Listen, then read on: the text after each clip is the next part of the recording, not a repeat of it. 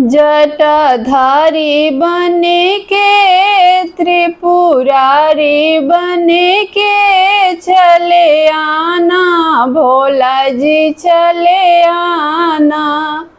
जटाधारी बने के त्रिपुरारी बने के चले आना, भोला जी चले आना। तुम्हें औघड़ रूप में आना, तुम्हें औघड़ रूप में आना।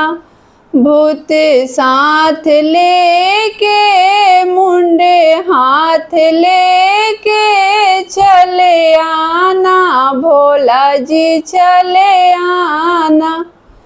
जटाधारी बने के त्रिपुरारी बने के चले आना, भोला जी चले आना।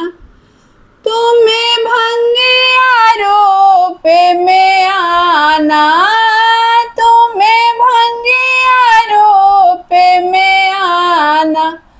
झोला हाथ लेके भंगे साथ लेके चले आना, भोला जी चले आना।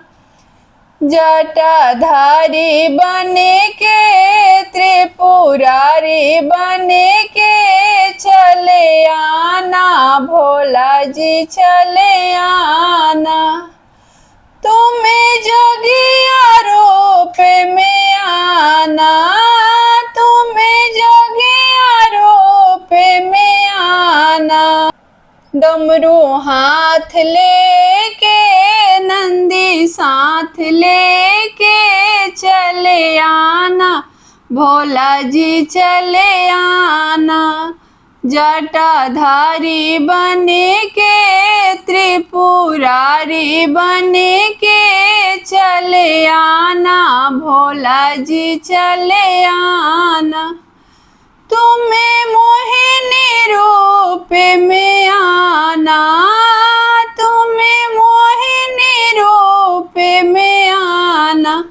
गंगा साथ लेके चंदा माथ लेके चले आना, भोला जी चले आना।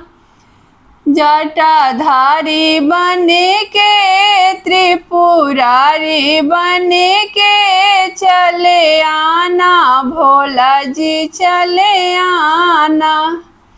तुम्हें भोले रूप में आना, तुम्हें शिव रूप में आना।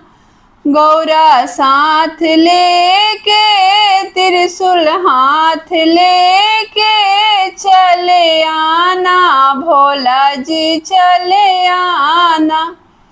जटाधारी बने के त्रिपुरारी बने के चले आना, भोला जी चले आना।